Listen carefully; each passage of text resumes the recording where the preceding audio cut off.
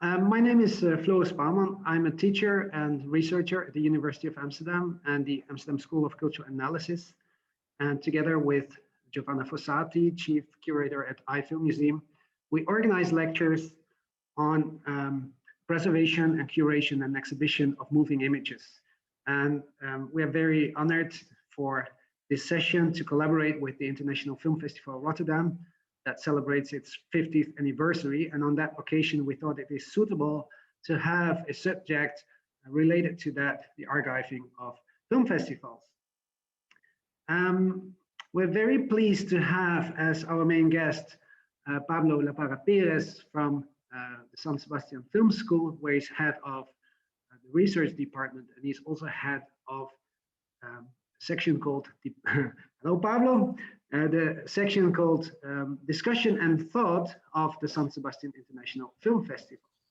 And in that capacity, or related to that, he is also the principal investigator of a archival project on archiving the San Sebastian International Film Festival. The project is called Zinemaldia, and he will give a presentation on this project in the first 45 minutes or so. We will then have a discussion with Gerwin Tamsma, senior programmer of the International Film Festival in Rotterdam. And for those of you, hello Gerwin, for those of you who would like to join the discussion, that is possible. We will discuss the San Sebastian project as a model for archiving film festivals, and if others have experiences or concrete examples to share, be welcome to do so. But we also have at the very end of this session about 50 minutes for questions and answers. So if you have particular questions regarding Pablo's presentation or what Gerwin Tamsma has shared with you, then feel free to ask these questions at the very end. But if you have some other examples that you want to share or experiences, you could already do so during that discussion after Pablo's presentation. For those who want to participate in some way, please use the chat function and mention very briefly the subject of your question or what you propose. Then I can call you to participate in the discussion, but only after Pablo's presentation. Okay, that's it as the way we are going to do this session. I give the floor to Pablo now. Okay, thank you very much, Floris. I'm going to first share my screen. So that's it. And well, I want to start by thanking you, Floris, for the introduction. Also to the University of Amsterdam and Giovanna Fossati from Eye Filmmuseum for the invitation. And thanks also, of course, to all the team at Rotterdam, particularly to Gerwin Tamsma, for hosting this session. I'm really honored to be here today. I would love to be in person in Rotterdam instead, but we all know that this is not possible at the time. So let's go for it in a virtual format. As Floris said, the main goal of my lecture is to provide a general introduction to the research and archive project Zinemaldia 70, All Possible Histories, set up by the San Sebastian International Film Festival and Elías Querejeta Zine Eskola. In this context, probably the San Sebastian Festival needs no further introduction, but it is worth presenting the younger partner of this tandem. Elías Querejeta Zine Eskola is a graduate film school that opened in 2017. It's a really young institution. It currently offers master's degrees in filmmaking, film preservation, and film curating, and it's an institution affiliated to the University of the Basque Country. Besides its pedagogic mission, Zine Eskola also has its own research department, and in fact, Zinemaldia 70 is the first research project jointly created by the film school and the festival. Later in my presentation, I will introduce the other partners that have joined us over the years. For now, let me briefly sketch the main goals of our project. Zinemaldia 70 aims to preserve, study, and make accessible the largely unknown archive of the San Sebastian Festival. Although we have already shared ongoing results over the years in different public formats, from articles to lectures or exhibitions and screenings, the next year will be a crucial landmark for this project. In 2022, that's it, on the 20th anniversary of the festival, we will present a major set of research resources and digital tools, and we will open to the public this archive. Constituting a festival archive raises many theoretical and practical questions, of course. Traditionally, film festival histories, either in the form of media coverage or official publications, have put at the fore superficial issues related to glamour, scandals, and stars, often away from any archival or research standard. We know, however, that over the last decades, contributions in the very active field of festival studies have shed light on festivals from different scholarly perspectives. And yet, still today, researchers still face considerable problems to work with festival heritage and memories. As Marieke de Valk reminds us in her classic book on film festivals, finding extensive, well-kept, and accessible festival archives, what she terms an ideal archive, is very rare. In some cases, festival archives are dispersed in different private or institutional collections. More often than not, they lack any standard of preservation, organization, and accessibility. And in other cases, archives are simply lost, either because they were not deemed worthy of preservation or as the result of malpractice or tragic events, as what famously happened with the Forum des Jungen Films, which lost important section of its own archive in a fire. But if we decided to create the Zinemaldia 70 project, it is because we realized that we had the opportunity to create an ideal archive of the San Sebastian Festival. And here I must start by acknowledging the invisible work of many members of the festival staff that over the years were sensible enough to keep a huge number of archival materials in a storage room in the outskirts of San Sebastian. We are talking about this place here I'm showing you. And when we first entered this place and made an inventory of the collections, we were very, very excited to realize that the archive was virtually intact, meaning that it included materials from 1953, that's it, the year in which the festival was established, up to the present. And I think for the sake of clarity, it is worth summarizing the most important materials that were kept in this facility. Most of the images I will show you now correspond to the state in which we found the materials, not its current state after our archival intervention. So the first thing we found is the so-called General Archive collection. We are talking about 1,000 boxes of paper documents, including letters, administrative documents, reports, and the like. The second one is the press collection, with all the press clippings compiled by the festival's team until 2004. After this date, all the press materials are digital. Then we have an extensive photo collection. Our current estimation is that we keep around 55,000 analog photographic materials dated between 1953 and 2008. Most of them are positive copies. And after this date, all the festival photographs, of course, are digital. And our estimation is that amount to more than 700,000 items. We don't have all the books and daily journals ever published by the festival. To speak only about the journals, we keep 470 issues published between 1954 and the year 2000. After that date, again, all the journals were born digital, although hard copies are still produced nowadays. We then have a poster collection with around 350 original designs. And last but not least, a film collection made of copies in 35 millimeters with dates ranging from 1953 to 1993. And this collection in particular was not in this storage room, but in the facilities of the Basque Film Archive since 1995. So, while the integrity and diversity of this collection was certainly impressive, it has to be said that deterioration of materials was a major problem.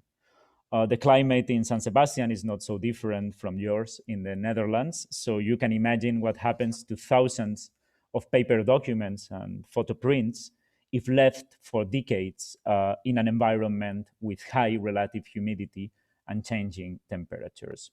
But before I relate the work we made to tackle these problems, I think that a better sense of the institutional architecture of this project is needed. To understand the singularity of our archive project, I would like to address a series of intertwined spatial, temporal, and conceptual considerations. So let's start with the spatial one. In 2015, the San Sebastian Festival relocated its headquarters to the Tabacalera building, a former tobacco factory turned into an international center for contemporary culture. At this location, the festival forms part of a constellation of cultural institutions, notably Tabacalera's Media Lab, the Basque Film Archive, and the EQZE Foundation, among others. This environment allows for unprecedented institutional collaborations, best illustrated by the establishment in 2017 of Elías Querejeta Zine Eskola, which is also located in Tabacalera, and the activation of our archive project. From the beginning of the project, we understood that the challenges our archive posed were beyond the capacities of the film school and the festival alone. Therefore, our main goal was to build a solid interinstitutional federation of skill and resources, making the most, indeed, of Tabacalera's unique environment. The first agreement we reached with our neighbors in the building was with the Basque Film Archive to preserve all the materials in their archival facilities at Tabacalera. Preserving the integrity of the archive as a whole was of the utmost importance to us. As mentioned, to find such a coherent archive in one location is very rare, and we did not wish to risk its dispersal to different institutions. Moreover, as the festival is of iconic stature to San Sebastian citizens, the archive's relocation elsewhere other than the city was out of the question. Secondly, aware that the accessibility of the archive would largely depend on the correct organization and cataloging of the materials, we reached a crucial agreement with Tabacalera's Media Lab, a creation library and technology and digital culture lab. Media Lab's archivists are working with us to develop our description conventions and finding aids in collaboration with the festival's Department of Web and Digital Projects. Finally, we have reached a more specific agreement with EQZE Foundation, a private foundation that owns the largest photographic collection in the Basque Country. They are collaborating with us to exchange knowledge and resources on our respective photographic collections. And we can discuss later the specific terms of this collaboration, if you wish. And additionally, the project also has the financial support of the Spanish State Lottery. I am mentioning all these neighbors and partners, not just as a protocolary name dropping, a bit overwhelming, but because it is crucial to underline that any ambitious archive project requires what I call a federation of skills and resources. This kind of interinstitutional clusters that in our case embrace, of course, a film festival, an academic institution, a national cinematheque, a specialized library, and a cultural foundation, is particularly important since after years of cutbacks, it has become increasingly difficult to develop ambitious projects in the field of the arts and the humanities in traditional spaces such as public universities. We therefore need to keep imagining new alliances, forging and strengthening ties between heterogeneous public film institutions. I would like to turn now to what I call the temporal considerations of the project. The relocation of the San Sebastian Festival to Tabacalera and its involvement in the foundation and everyday academic life of Zine Eskola implies a major turn in the way the festival imagines and situates itself in time. We know that film festivals have traditionally operated in a very specific temporality, a kind of radical and absolute present tense. The festival as an event that is born and dies every year as a hectic annual ritual. Of course, here I'm obliged to mention that there are notable exceptions in history, such as the original conception of Rotterdam as both a festival and a nationwide distribution platform. That said, however, the classic notion of the festival as event has been hegemonic in San Sebastian's history so far. Over the last years, however, we are pursuing and putting into practice a transformative goal, moving away from this traditional logic to that of becoming a year-round platform of film practice, training, and research. Of course, San Sebastian is and will continue to be an intensive and ephemeral event concentrated in 9 days in September, but it also is a year-round film institution with multiple ramifications. Indeed, the very fact of turning our gaze to the archive is not just a symbolic or commemorative gesture. We are convinced that delving into our past is the only way to imagine the festival of the future. And here, the influence of Elías Querejeta Zine Eskola's foundational ideas is very clear. To use the words of the school's founder and director, Carlos Mugiro, our aim is to work on the three tenses of cinema, a holistic, expanded conception in which archiving, programming, and creating embrace the past, present, and future of cinema. In this line, talking about time, it is important to note that while the 70th anniversary of the festival next year, it's a landmark for our archive project, we are very aware that the processes we have begun are ambitious, are time-consuming, and may not all be fully realized by 2022. In other words, the festival is gradually learning from the more reflexive tempo of academic research in order to develop meaningful and sustainable archival practices, and not just spectacular, albeit superficial results. This brings me to my third point, which are the conceptual foundations of Zinemaldia 70. I mentioned before the so-called uncritical tradition of festival-related publications, and San Sebastian is no exception. Aside from recent scholarly contributions in the field of festival studies, most of the available literature about the festival belongs to three traditional categories. First, institutional anniversary publications, coffee table books, basically. Second, memoirs of emblematic festival directors that have the tendency to focus on apocryphal glamour anecdotes. And third, journalistic chronicles that, despite their informative value, lack any methodological rigor. The result is a flat and static memory, one that it's only able to establish a relationship with the past in terms of nostalgia, completely detached from contemporary concerns. The decision to constitute an archive, however, necessarily entails a new critical spirit. To recall Stuart Hall's words, the moment of the archive represents the end of a certain kind of innocence and the beginning of a new state of self-consciousness, of self-reflexivity. Therefore, our goal is not to perpetuate an uncritical representation of the festival, but to encourage critical approaches. As many contributions make clear in the field of archival theory, an archive is not just a passive storehouse of old stuff, but an active site where social power and social memories are negotiated, contested, and confirmed, as Johan Swartz and Terry Cook would put it. This brings me to the concept of living archive, a term that we all know has become a buzzword in many recent projects. In our particular case, as a project co-organized with a film school that promotes innovation around filmmaking, curating, and archiving, the notion of a living archive refers to the development of interdisciplinary strategies to reactivate the archive and open critical dialogues with the present.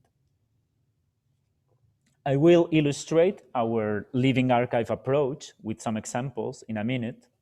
But before, I would like to briefly discuss some material foundations of our project.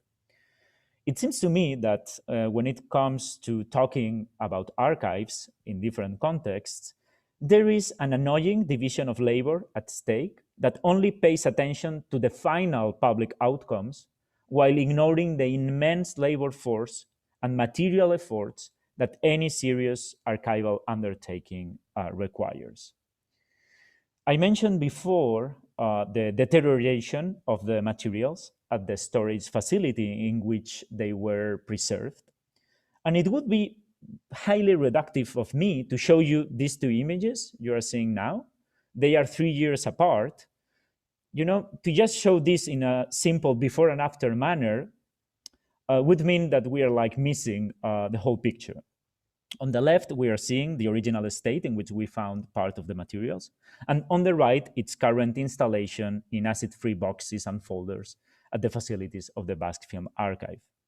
Between these two images, however, is a massive undertaking by our team of restorers conservators. Ana Ferrer-Oms, Andrea Sanchez, and Lorena Soria, all of them alumni or prospective students of our preservation program at Zine Eskola. In these last 3 years, they have cleaned, stabilized, and repaired thousands of paper documents, photographs, and posters. And thanks to their intervention, the archive has undergone a metamorphosis from an inaccessible and unusable mass of materials to a long-lasting collection of documents ready to be cataloged, analyzed, and digitized. Something similar happens with the development of digital tools for our archive project. And here I must mention the work led by Blanca Marin, the festival's web specialist and responsible for digital projects, together with Eduardo Campos and Yo Miento Productions. Over the last decade, well before our project started, Blanca and her team have created a powerful database that has radically transformed the festival's workflow. The database manages a vast amount of information, administrates the contents displayed on the festival's website, and includes different online applications used by the festival staff in everyday work processes. For instance, the database, of course, manages all the information related to the inscription, selection, and control of submitted films, but also other complex tasks, such as the distribution of photographers in different venues during the September event. Crucial to my point here, all the digital materials that the festival generates every year are also archived and described on the database. We are talking about recordings of press conferences, photographs, daily newspapers, and so on. Since the beginning of our archive project, we have been working closely with Blanca to make the most of this tool in order to integrate offline data and holdings together with born digital materials. Let me give you an example. The database already had a utility to publish and browse digital journals since 2001. Thus, we digitized all the older journals from the 50s to that date and fed the database, completing the whole history of the festival through its daily press. This collection will be published next year as part of the anniversary outcomes. Beyond this kind of coordination between previous tools and our ongoing projects, we are developing new applications specifically designed for the archive.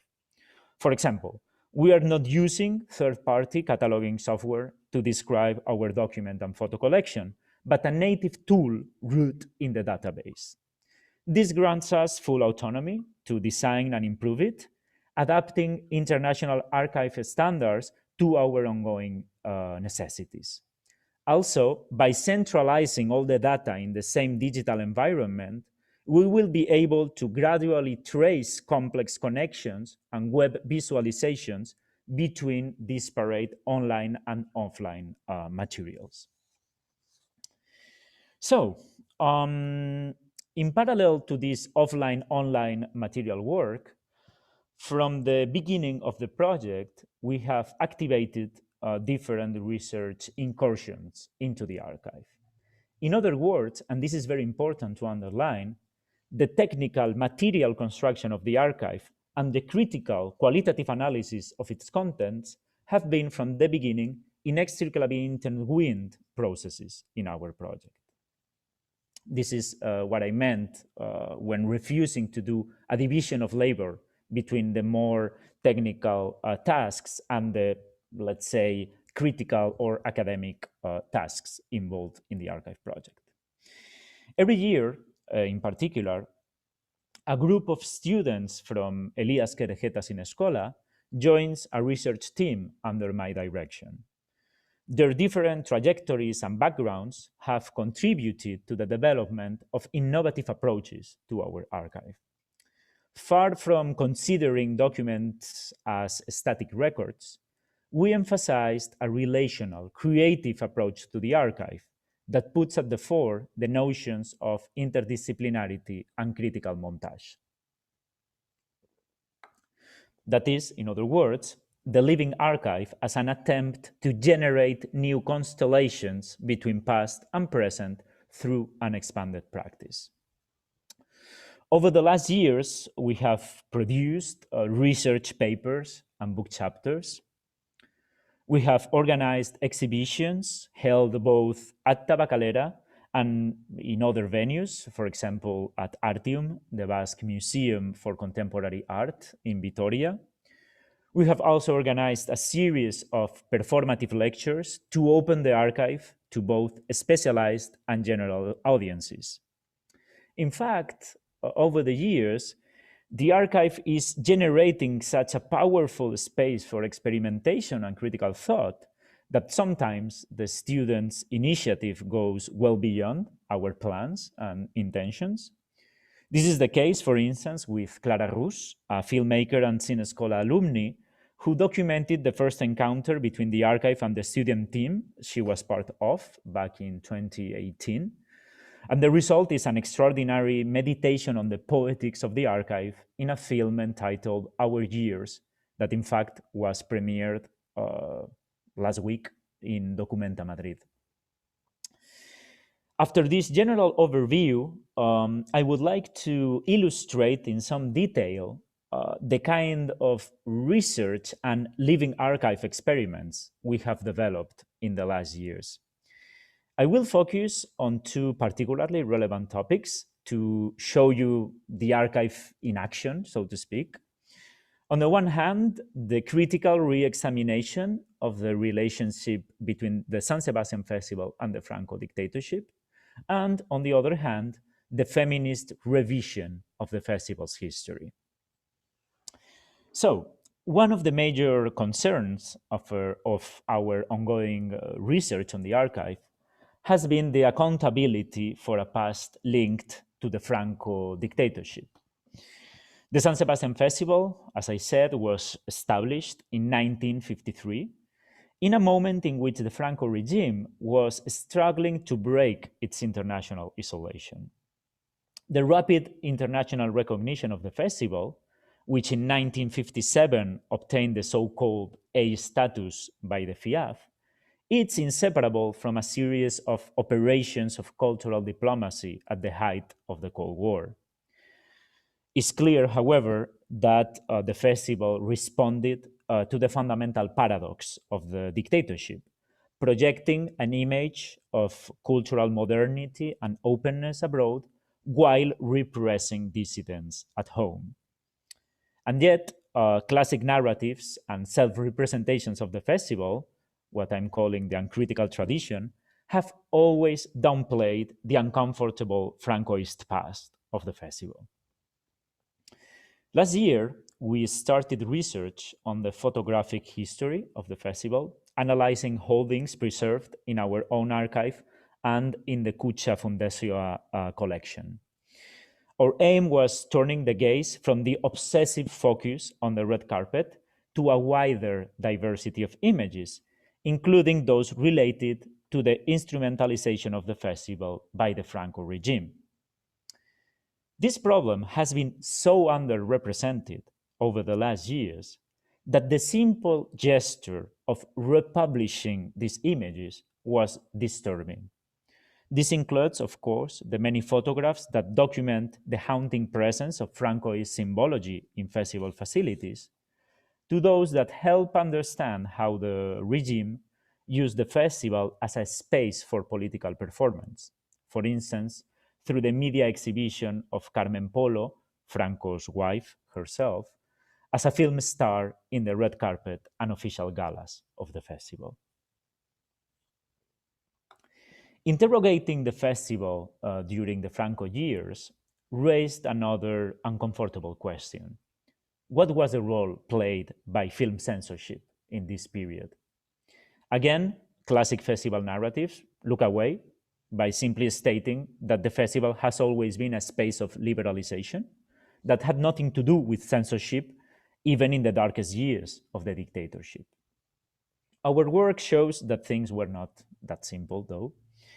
As a strategic showcase for the regime, San Sebastian was a place in which one could access films hard to see elsewhere. For instance, Michael Badlake's Woodstock, that was shown in the festival in 1970, but was not exhibited in commercial screens in Spain until Franco was dead.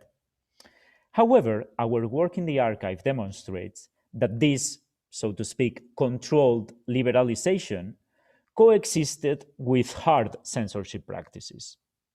The festival, in fact, not only followed the standard instructions of a state censorship, every film in the program had to be authorized in Madrid, but also developed repressive mechanisms of its own that were, in fact, often stricter than the official ones. Important to our point here, these off-the-record censorship practices left almost no trace in standard documents. So approaching this problem requires a careful reconsideration of what counts as evidence in our archive. Let me share an example with you. In 1968, the festival invited Paul Adam Sidney to screen a selection of the new American cinema films he was touring with through Europe. With the anecdotic superficiality that characterized traditional festival histories, this program is only mentioned in passing as problematic. However, no serious research had been done until two members of our research team, Irati Crespo and Diego Ginartes, did an exhaustive work on the topic. Here you can see them presenting their conclusions in a public session we organized last December. The first step was, of course, contacting P. Adam Sidney himself, who shared his memories of the episodes in a series of email exchanges. I'm going to quote from one of these emails. There was a small office near the festival hall where all the films were kept. The office was maintained by uniformed police. I believe they were armed, but my memory is insecure on that point. I had to retrieve all films from that office for any screening. They would not release censored films to me. We were just a decoration at the edge of a festival, and the Franco government insisted on pre-screening every film first. Wouldn't allow Brackett's films to be shown because of nudity, so this was pretty awful. In other words, what P. Adam Sidney is confirming here is that the festival created an improvised committee to control the program. At the archive's press collection, we located some timid references by Spanish film critics who described that before every screening, Adam Sidney himself apologized to the audience for the cuts in the program. Finally, the whole section was abruptly canceled in the middle of the festival. However, the most unexpected sources we recovered from the archive were a series of seemingly dull, bureaucratic documents, such as insurance policies, invoices, customs reports, and the like. These documents, however, allowed us to compare the difference between the films that entered Spain and those that were screened in the festival. In other words, with a highly precise degree of precision, we were able to track which films were forbidden on site. Documents in our archive even shed light on some problems that these films faced to get back to the US. Since San Sebastian was the last step of P. Adam Sydney European tour, the return of the copies to New York was managed from here. The archive, in fact, keeps some curious documents, such as this handwritten note by Adam Sydney himself, in which he instructs the carrier company to change on the export papers the title of the film that entered Spain as Flaming Creatures to another title, Where Did Our Love Go? It is worth remembering that Flaming Creatures, the film by Jack Smith, was ruled to be in violation of obscenity laws and had many legal problems in the US. So this little note from our archive allows us to map the many forms of censorship these films were facing at the time. Let me now turn to my second example of the lines of research.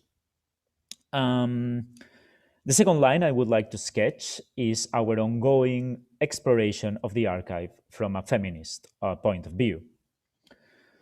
In the last years, the San Sebastian Festival has set up many gender equality initiatives, from subscribing the Charter for Parity and Inclusion of Women in Cinema to producing a yearly report on gender identity that analyzes the gender composition of the festival staff and also the gender diversity in the teams, in the artistic teams of the participating films. However, despite these serious efforts in the present, there remains a lot of work to be done to address the festival's past from a critical gender perspective. Of course, as you can imagine, Franco-era festival documents denote an extremely outdated and patriarchal approach. However, more recent photo books and exhibition also show an uncritical fascination with red carpet female stars, demonstrating a highly problematic understanding of women's role in cinema. Thus, as part of our first experiments with the photographic archive of the festival, we aimed to expand our historical imagination by making visible the diversity of roles played by women in the festival's history. As you can see, this comprises, on the one hand, the largely forgotten women filmmakers who attended the festivals in the 60s. In the image, you can see Soviet director Yuliya Sontseva, the first woman to participate in the official competition in 1965 with her film Enchanted Desna, but also all the female workers whose invisible labor made the festival possible behind the scenes. Beyond this visual archaeology in the festival's photo collection, our most important contribution relates to the radical changes the festival experienced in the second half of the 70s, right after Franco's death. In a context of acute political unrest in the Basque Country, the festival became a platform for democratic and filmic experimentation. Transformations included a new curatorial line open to radical political languages and aesthetics, from militant cinema to video art, and the collaboration with coetaneous activist movements. Attracted by this new democratic orientation of the festival, in 1978, members of the Women's Assembly of San Sebastian, a feminist platform, proposed to the steering committee of the festival a section on cinema made by women. The event included an extensive film program and a series of roundtables with filmmakers such as Agnès Varda, Marceline Loridan, Marta Metzaros, Larissa Shepitko, Nelly Kaplan, and Pilar Miró, among many others. And while this event is probably the most important feminist landmark in the history of the festival, it has been literally erased from its cultural memory. Let me give you a clear example. When in 2017, Agnes Varda received in San Sebastian the Donostia Award in recognition of all her career, not a single mention was made of her first participation in the festival that took place in this women's event back in 1978. And yet, our archive kept extraordinary materials about this experience waiting for us. The Women's Assembly, for example, managed a whole section of the daily journal of the festival, where they published contents ranging from extensive biofilmographies of women filmmakers to translations into Basque of passages of Marjorie Rosen's book, Popcorn Venice. Deeper in the archive, we documented the different strategies that made this event possible. On the one hand, we traced the collaboration between the Women's Assembly and the alternative distribution network Cinefams International, founded by Rosine Grange and Vivian Ostrovsky in Paris. On the other hand, we understood the coexistence of these, let's say, activist networks with more traditional methods of film scouting. For instance, on the right side of the screen, you can see a report submitted by Mariano Larrandia, co-director of the festival at the time, who during an official visit to Budapest, discovered the films by Marta Metzaros and enthusiastically recommended them for the program. Beyond these important document traces, however, our understanding of this event would have been incomplete were it not for the living memories of the local feminists who organized it. Through a series of oral interviews, we accessed experiences that the material archive does not attest to. For instance, they told us that back in 1978, they organized a self-managed childcare service as part of this film event. And this was an astonishing discovery to be made in 2019, a year in which Cannes, Berlin, and San Sebastian itself created their own childcare services, presenting them as an unprecedented initiative in the festival landscape. The fact that this very idea had been put into practice 4 decades earlier adds a crucial layer of historical depth to understand and recognize the feminist genealogies within film culture. To underline the relevance of oral memories, when we designed a public program to present this line of research 2 years ago, we invited 3 women who had participated in the 1978 event, reuniting them for the first time since then. The filmmaker and founder of Cinefams International, Vivian Ostrovsky, the filmmaker Cecilia Bartolomé, and the local feminist Ana Ureta. The goal was to literally perform a living archive session. Vivian, Cecilia, and Anna were invited to bring materials from their own personal archives, and we brought a selection of documents from our collection. The result was a fascinating conversation in which their personal memories intertwined with document traces.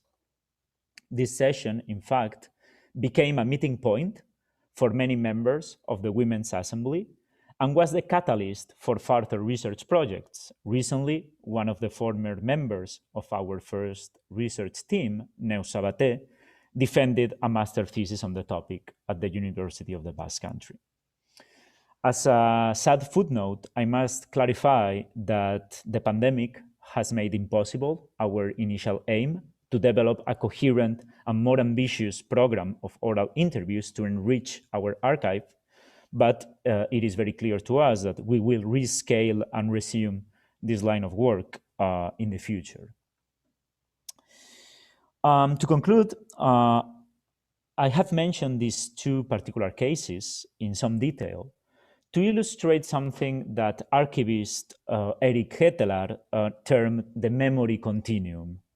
We can only revisit episodes such as the New American Cinema Program or the Women's Event by recomposing various memory texts.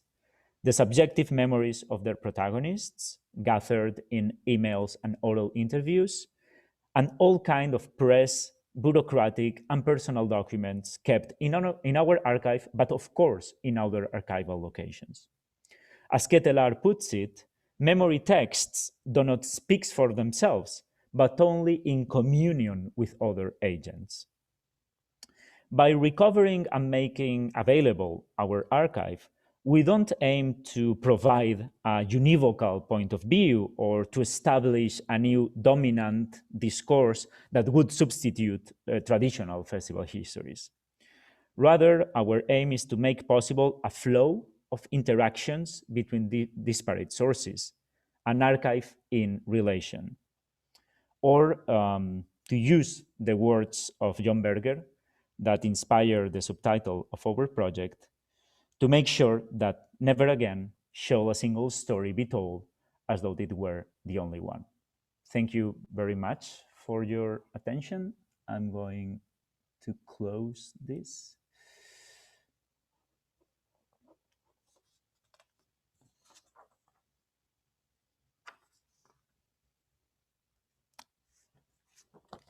Okay. It's really weird, this virtual environment. Okay, I'm back here. Thank you very, very much, Pablo, for this inspiring overview of the project you have done so far that is still ongoing and that won't stop next year, but continues after the celebration of the 70th anniversary of the San Sebastian International Film Festival. So it is really rich, many layers. I think conceptually also very rich and also practically very relevant to discuss in different ways. Well, although you said at the very end, this is not meant as a kind of paradigmatic model, it is some kind of example, a template that I think can be taken as an inspiring initiative for other festivals as well. Well, at this moment, the International Film Festival Rotterdam has its 50th anniversary. So I think it's interesting how what you have sketched relates to the case in Rotterdam, maybe other festivals as well. Maybe there are people in the audience representing other festivals that could also join at a certain moment. I see a lot of messages in the chat. Great presentation. I think maybe others could also, if they want, let us know if they want to share something about their own experience of a festival and festival archive. As I said at the very beginning, we will have Gerwin Tamsma, his image is there as well. And we can discuss what you have presented, Pablo. Maybe we start with, well, what I take from your presentation, what you really emphasize is this interdisciplinarity on the one hand and collaborations. And to me, it's amazing to see you stress this spatial aspect of this and how that is fueled by being converged in the same building, and that you're in the same building also allows different kind of interactions. I think this is also interesting in the current condition, well, exemplified by our online talk, and that we think that everything can be done online, but that the spatial component is very important. So we could discuss this kind of spatial connection, and but first of all, I think the collaboration part between different institutions. And maybe I ask first, I will start with a question first to you, Pablo. Thinking about the collections that you have worked with, the very different materials that you meticulously mapped to us at the beginning of your presentation, were they kept at different places? Was it kind of dispersed, or was it always united somehow? It was all the materials I introduced in the beginning of my lecture were in this storage room all together, except the film materials. The film materials were moved in the 90s to the vaults of the Basque Film Archive, but all the rest of materials were together. This is great news from the point of view of the coherence of the archive. This is terrible news from the point of view of conservation. So we had to deal with a diversity of circumstances You can imagine rainy weather, cold weather, plus papers and photographs equals a total disaster. So it required like a really, really, really careful and professional approach to make these materials accessible. Yeah. Yeah, maybe that makes a connection possible to the Film Festival of Rotterdam. And maybe, Gerwin, you can say something about the way material has been preserved or kept, and maybe not preserved, maybe that's too ambitious as a term, but kept in Rotterdam, and initiatives taken already in the past to work with material. Could you explain something about the status? And then also maybe, where Pablo spoke about these collaborations, how that may provide a kind of model, or possibly as a model for Rotterdam. Yeah. So I hope everybody can hear me. First of all, I'm like all of you, I think, very impressed by Pablo's presentation. I realize only a little how much work already has been done, how much not only work but also thinking and a lot of energy in making people collaborate to find the money, to find as they say here, to get all the noses in the same direction. This is very impressive. So San Sebastian is now approaching fastly its 70th edition. So we're much younger. I hope in 20 years we're as far as you are in this regard. But having said that, so the history of Rotterdam is, so it's the first festival started in 1972. And it's, it has, like San Sebastian, somewhere in the early 2000s, made it the transition from mostly analog archiving or just analog way of working to a digital way. And then there are some other ruptures in the history of the festival. One, a bankruptcy in the early 80s that included also the fact that the distribution task of the Festival of Film International actually was taken away from Huub as he felt it, and so the film archive then went to actually Dutch Film Museum. Well, it's more complicated than that, but let's say that. And even if and sadly, part of this archive or collection of films was lost in a fire quite a few years before the bankruptcy. So of course, every event has its own tragedies in this regard.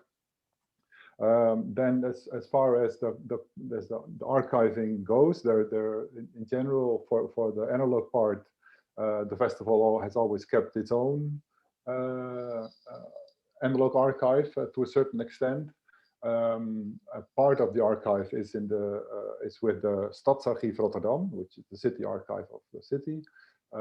Part of it is with the Dutch Film Museum, and then of course there are private collectors who sometimes are much more diligent than the festival itself has been over the years to archive things. In the past, in recent years, in a way, quite recently, of course, with the on the occasion also of the 50th anniversary, we have been able to start also with the help certainly of Saskia Gravelijn, who is listening here, who has started to really to make connections to also like a Dutch institute called DEN, which deals with the digitization of cultural events, to make some connections there, and also already to start to build basically first just a long list of stuff that has been published, that we know where it is, so that we can that we know it's there. Then in general, the festival uses currently also a big database like San Sebastian, which we use to, in a way, to produce the festival, to produce the program, etc., and which has also much of the older editions that that were made before any software for this was available. As now, so it's also the basis of the web pages. This is far from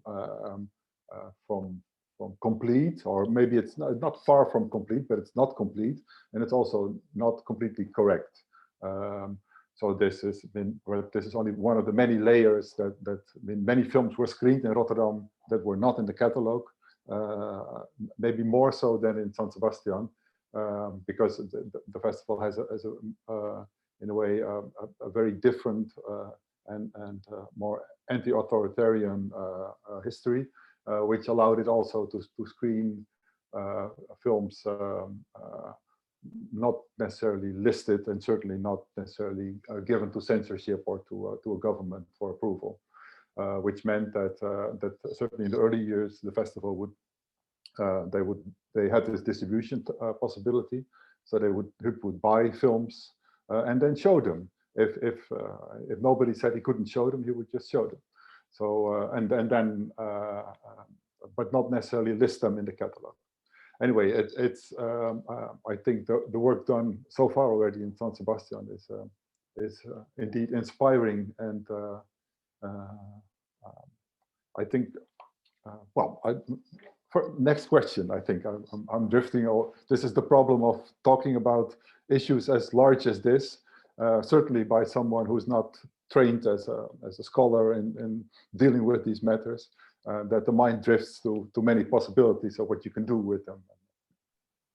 Maybe to pick up on the identity of the festival in Rotterdam that you say, Gerwin, that is anti-authoritarian from the beginning, and I'm wondering if that has affected, maybe in this case, in a more negative way, not a kind of systematic archiving. And this is also a question to Pablo, if the Franco regime actually required the festival to be conscious about what they were doing and to document it. Do you think that has played a role, Pablo? I don't have like serious evidence to make like a strong affirmation in that direction. I do think that what Gerwin referred to as an authoritarian tradition, I don't want to downplay the seriousness of the dictatorship, but it is true that documentation was like extremely exhaustive on every process. In fact, one of the most powerful crossovers to do research with our archive is the Central Archive of the Spanish State, known as AGA, Archivo General de la Administración. This is like the central administrative archive of the Spanish state. And as I said, during the Franco dictatorship, the state played a major role in relation to film culture. And this archive complements very well our own archive. So yes, in a sense, the Francoist bureaucracy left behind a generous trail of papers that are like very important sources for researchers. But I want to pick up your question, because when Gerwin mentioned this tradition of informal screenings, I was really curious to know if even informally you have done efforts to compile, I don't know, ephemera, copies or leaflets that were distributed in these kinds of sessions. Is there any material remnant of these of the record activities in the history of Rotterdam? So this is an exercise that has to be done, which is in a way quite simple. It's comparing the catalog of the festival and the official program to what was printed in the schedules for the daily screenings, and to the reports from the critics in the newspapers, etc., of what actually, so also including who was there, and because sometimes people would just bring copies and ask where they could show them. And then somehow the festival was, I guess, intimate enough in the early days to then indeed just organize a screening, even if it wasn't necessarily prepared. So this can be done. It's just an exercise that, of course, that it has to be done for every year, and it it then requires a lot of decisions of how then, whether you decide indeed whether there is enough evidence that a film was screened or wasn't screened. And famously, in one example, I made a small program, or not small, a quite extensive program on the cinema of the Boca de Lixo in maybe 10 years ago, which is a Brazilian underground or semi-underground cinema, including some films that we wanted to show again of Carlos Reichenbach, who had been coming to Rotterdam quite some times in the 1980s. And then we asked for a print of his Empire of Desire. And then just before his death, actually, this was. And then he said, "Oh, that's wonderful that you asked for this film, because I sent it to Rotterdam, but it never arrived." Oh. So the print was lost somewhere between Brazil and Rotterdam. And we always, so when we entered the data into this database, we just copied the catalog and said, this film screened in Rotterdam in 1984 or something, or 83, I don't remember. But then only contacting Carlos about this film meant that the film never screened. It never had been shown internationally at all. So the Cinemateca in Sao Paulo struck a new print, and then finally it got a new life. So yes, there's wonderful surprises in all these details.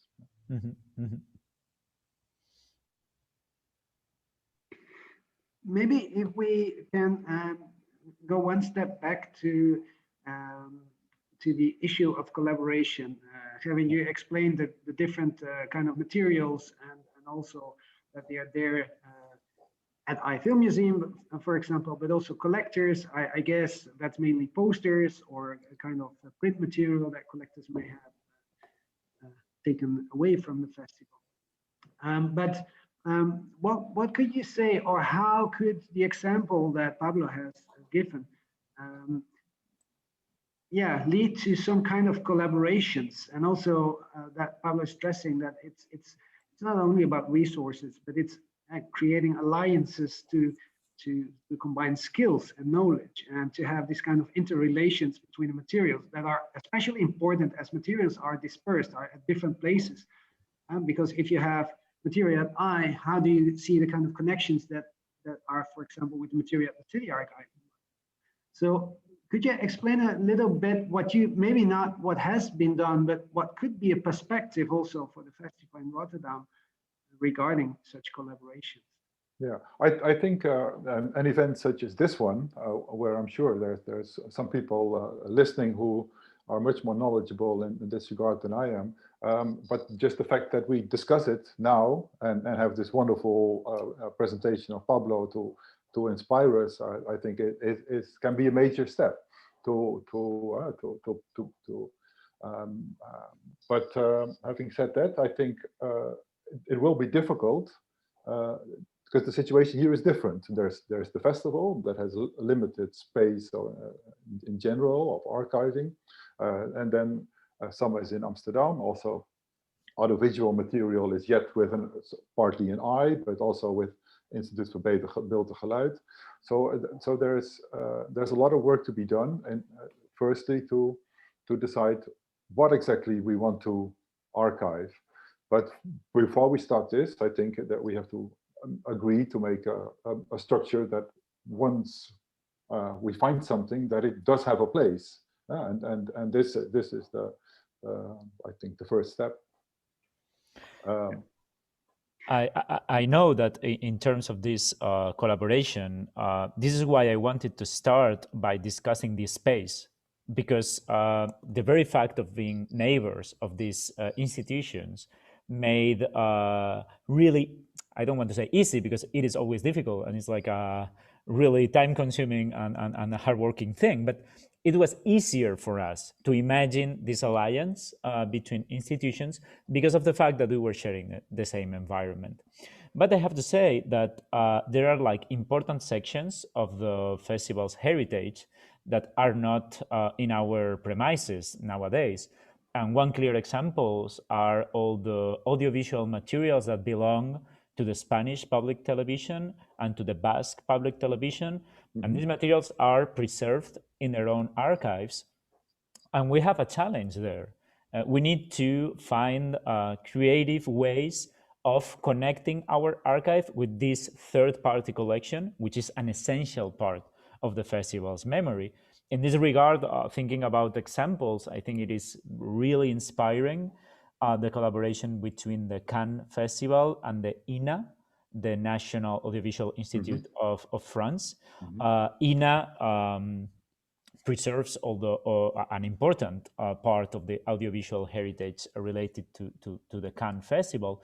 And there is this microsite, which is called Fresque, if I'm not wrong.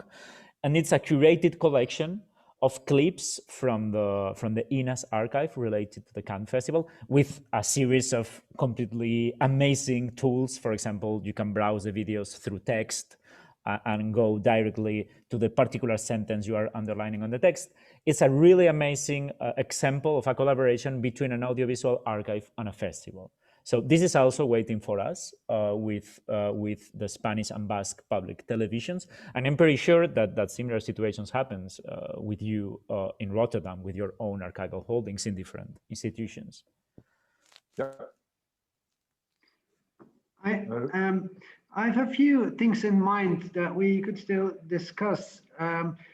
What I think is particularly important is the idea or your interpretation of the living archive and the amazing examples of getting people together from the 70s to recall what they did and their experience. So I would love to hear something more about that and how that could also be something to be further developed. Also the aspect of the year-round transformation and that the San Sebastian Festival is in at the moment. But I also see a message in the chat. Someone is asking about the database and the database that has been developed, as you have explained, Pablo, with not existing software, but more like tailor-made for the San Sebastian Festival. And so the question is if there are like connections internationally or if there is a network, how to do so and how this kind of thoughts and insights can be shared. I'm interpreting the question actually. But I think that might also be interesting in relationship to what you just explained, Pablo, and maybe also for Rotterdam, for how different kind of archives and institutions could possibly share through linked data their holdings. So Pablo, could you first, so I propose to speak very shortly about this question and kind of networks related to database and how that could be developed. Hopefully we can still speak a bit about the living archive before opening it up to a broader discussion and a Q&A. Yes, so the database, it was like really important for me to mention it in the presentation, because it's yet another example of this kind of invisible mechanisms and workforce that are often invisibilized when it comes to present, you know, either in the form of a book or an exhibition or whatever, an archive project. We are very lucky, as I said, to have this excellent team led by Blanca. And it became really clear to us that the available third-party applications and softwares were not good enough for us. If we are, over the last decade, already building this database, it would make no sense to generate a parallel database depending on a third-party private company that would make more difficult the export-import between the two databases. So it was transparent, crystal clear to us that we had to develop our own tool rooted in the database. In terms of exchange, the archival standards exist for one reason, so it's really important that we follow them, not in an uncritical way. Of course, there is always room to adapt international archival standards, but for example, we are developing a classification strategy which is based in the classic format of ISA-G, which is like the most well-known and accepted international archival standard, which means that all the cataloging work we are doing will be really, really, really, really easy to share with another archival institution if this has to happen in the future. We are also very attentive to other digital platforms such as Europeana, this massive digital archive project of the European Commission, in order to, we don't know if this will happen, but always we have our mind open to the possibility of exchanging information with other archives and other larger structures. Of course, now I'm dreaming, but it would be a dream to really create at least a European network of festival archives, because if we start sharing our different histories, I'm sure we can like create a really dense mesh of information. Of course, I'm dreaming, this is a utopia, but well, we are here in this digital environment and we're allowed to dream. Yes. So maybe as a quick question that is not directly related to databases, but I'm wondering what exactly should be in the database, and it's a more general question, what should be in an archive? I think that when we talked to Gerwin before, the question that you raised, Gerwin, as well, is what exactly do you need to preserve? For example, the VHS viewing tapes that were sent to the festival in the 1990s or so, or any other material. What do you think, Gerwin, or maybe could you give examples from Rotterdam of material that maybe were discarded at first instance, but that you thought are still valuable? So, for instance, indeed, the example of viewing tapes now disappearing in digital updates, and then the original is lost. But of course, also because of the history of the festival that has with the Hubert Bals Fund or with Cinemart, also a lot of in a way insight into filmmakers' working processes there. So there's scripts, but also work in process versions of films that are not before their final edit. So somewhere in my basement, I'm not sure if it would be a pity if I can't find it anymore, but I didn't throw it away, and I took it. Was the first cut of Japón by Regadas. That he sent to the Hubert Bals Fund, which was like an hour longer than the already long first version that he showed in Rotterdam. So, and Carlos said, but I don't have it. So if anybody has it, I have it, and I'm not sure where it is. But so I do think these things are important. I mean, they're not. If they're lost, they're lost. This is it. But I think if somebody, maybe even Regadas himself, if he's really interested in his own working process, then these things are worth keeping. I'm not in favor of publicizing all these things.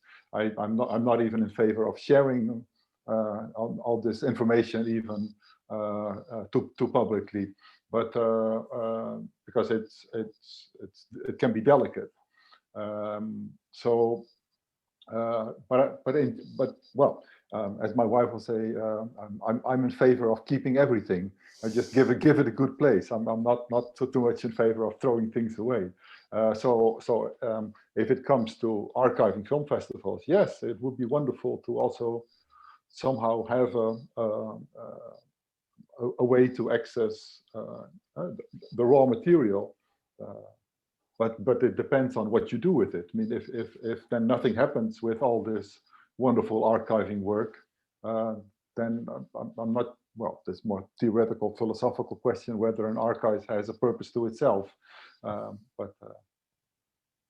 Yeah, well, I think this is a key question, and you also raise an ethical question here.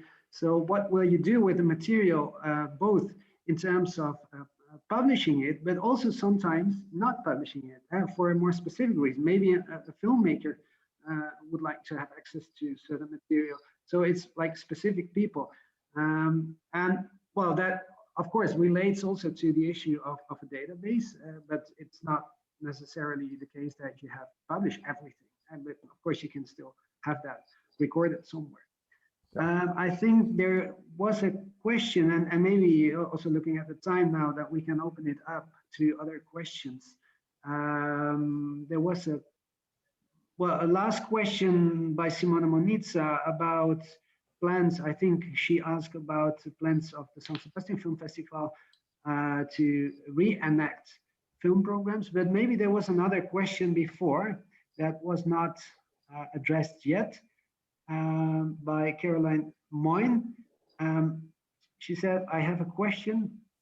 Yeah, please go ahead. If you unmute, please. You hear me? Yes. Yep. Yes. Okay, thank you very much, Pablo, for this excellent presentation, and also both of you, three of you, for this discussion.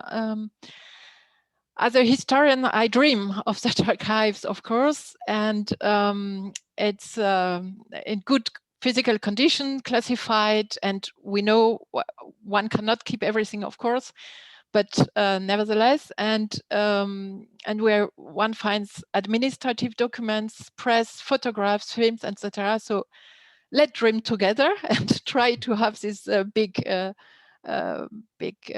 archives from different film festivals. I think it would be great. And with other colleagues, Stefano Pisu and so on, we have launched a project about film schools. And so we have the same questions, the history of different film schools, how to get the archives, because the film schools are not always aware how important it is to get together these archives.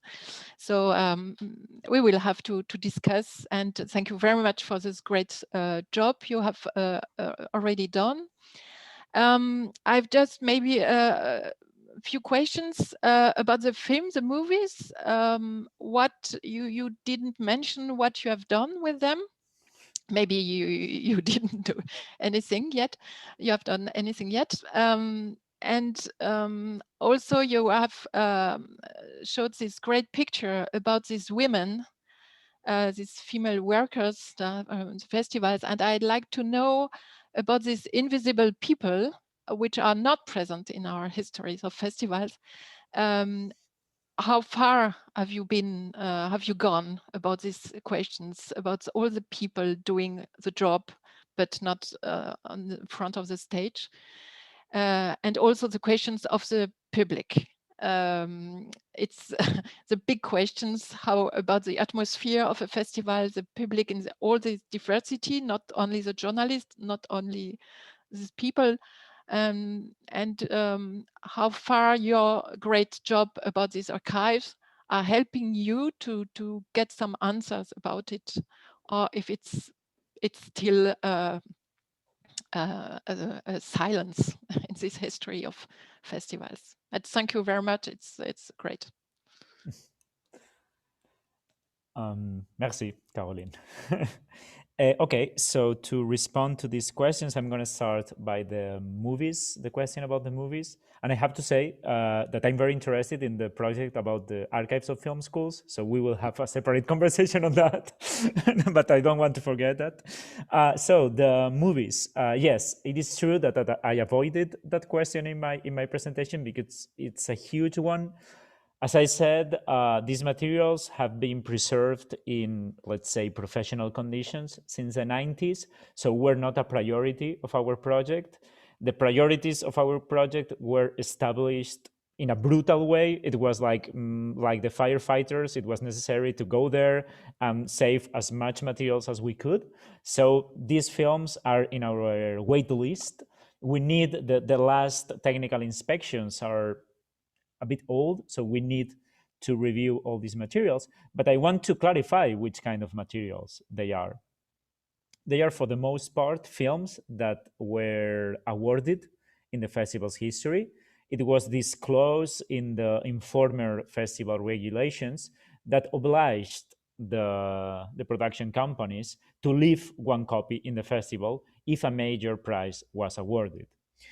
For many years, the films the San Sebastian Festival kept, two in particular, were like an object of desire for international cinematheques. This is the case of Alfred Hitchcock's Vertigo, which was premiered and awarded here, and Cassavet's A Woman Under the Influence. And I said that they were like this object of desire because the edition of these films that were screened here were different from the versions that had commercial circulation.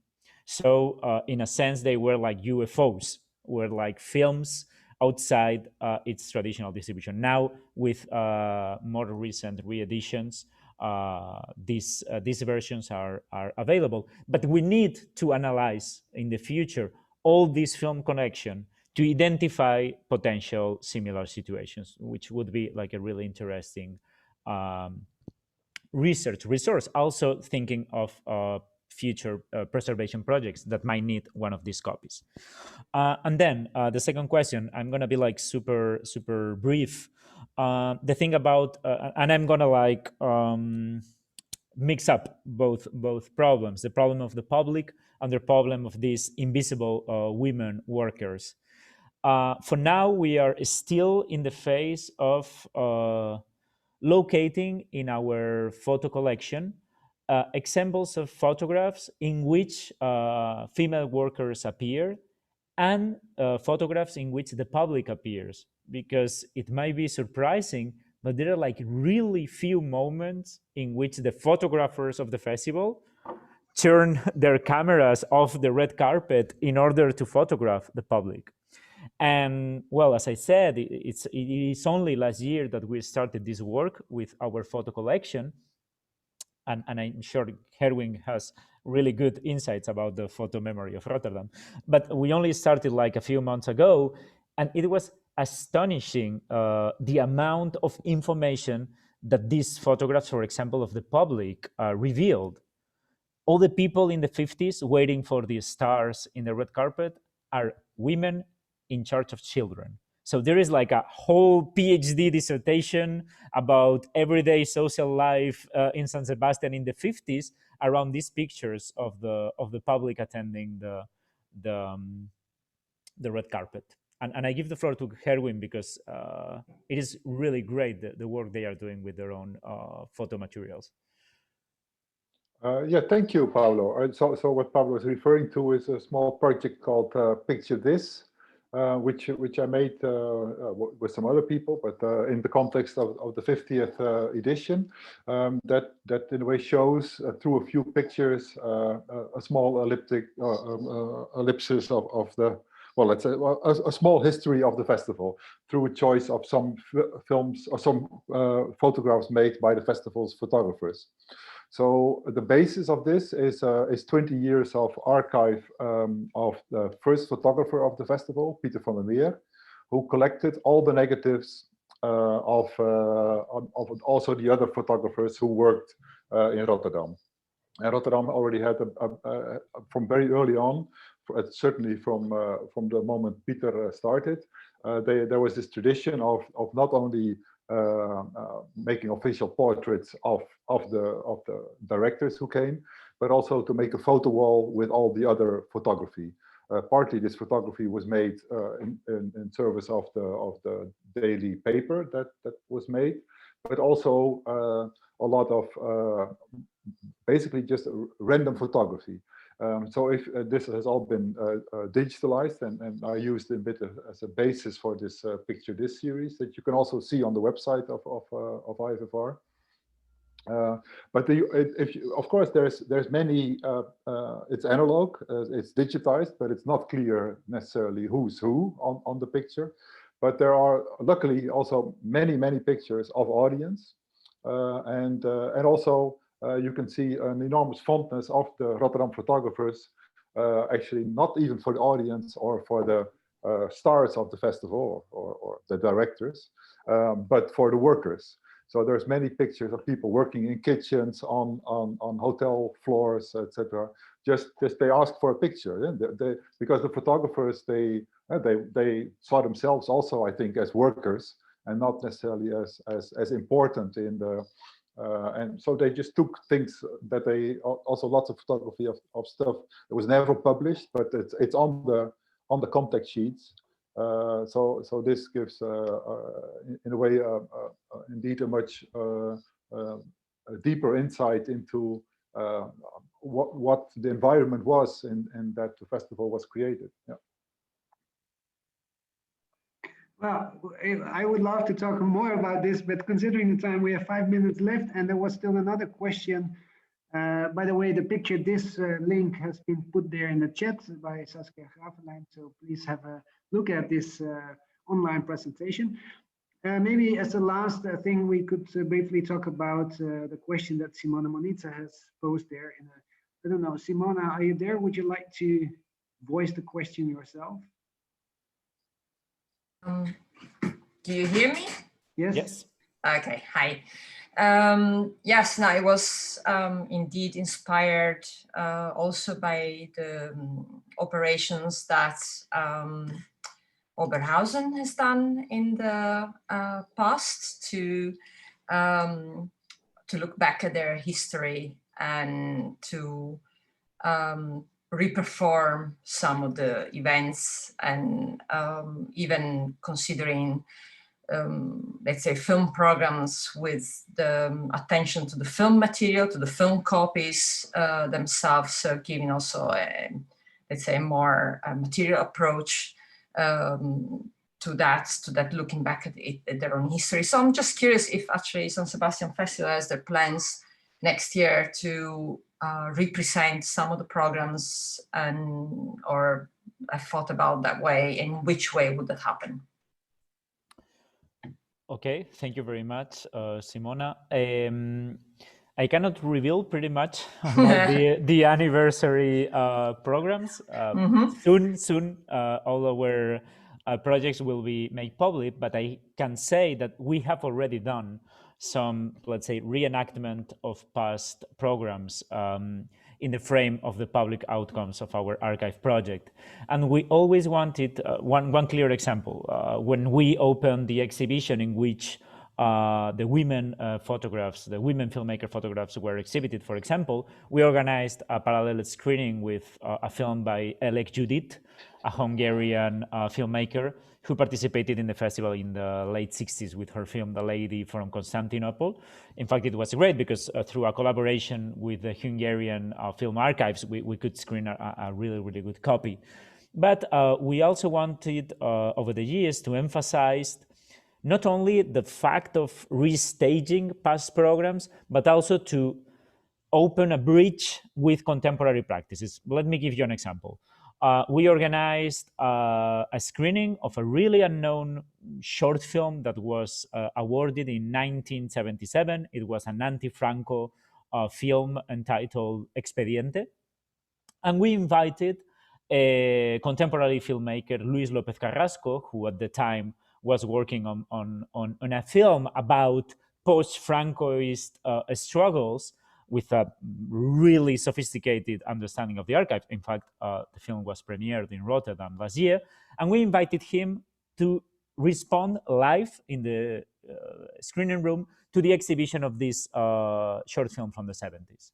And the result was like an amazing experiment with him reading some documents from the period, combined with some outtakes from his own film. So we really want to emphasize these crossovers between past and present. But I have to add that I'm always like very attracted by the idea to rescue invisible or impossible film programs from the past. I mentioned before in my lecture the case of the New American Cinema. I would love to organize a screening in San Sebastian of the films that were forbidden.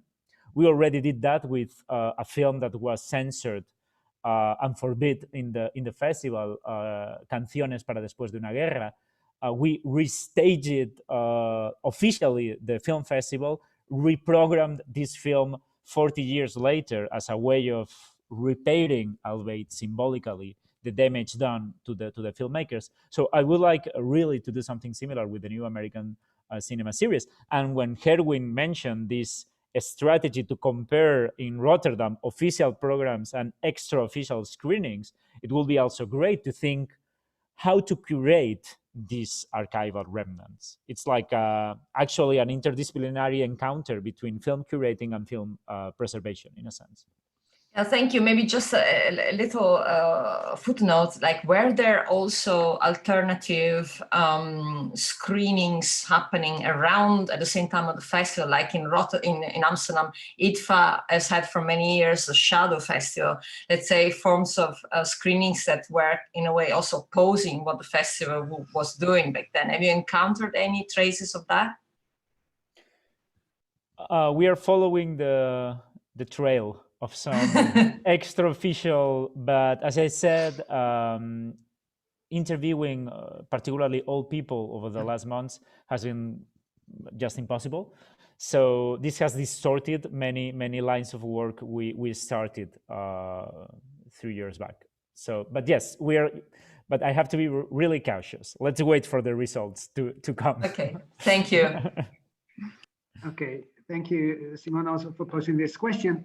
And I'm very happy that actually, Pablo, you now addressed also the aspect of the living archive that I still wanted to discuss. So was integrated in your answer to Simona.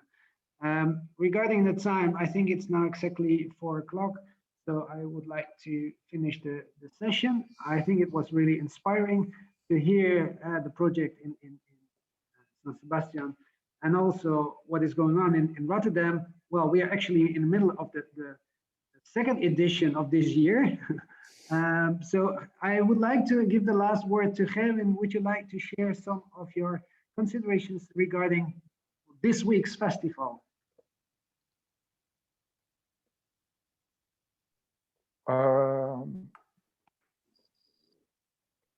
To be honest, no. I first want to digest, and it's complicated.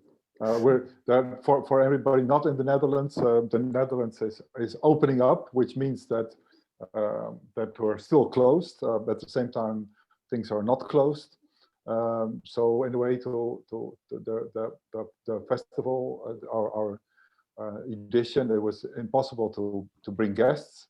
But also, so the only way so online, there is a lot. You can see films online, but you can also see them in the cinemas, but you have to be tested first. And the places where you have to be tested are very far away. So there's quite an obstacle, and restaurants are still closed. It's impossible to do drinks. So it's difficult to make a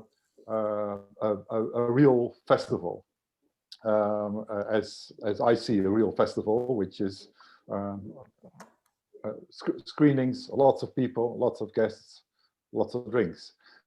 So it's I have to process a bit what's going on, but we'll be back next January for sure. Okay, thank you very much, Gerwin, and thank you very much, Pablo, and also for everyone listening to this presentation. I hope to see you around somewhere. Thank you. Yeah. Bye. Thank you. Take care. Bye-bye. Thank you very much. Ciao. Ciao, Gerwin.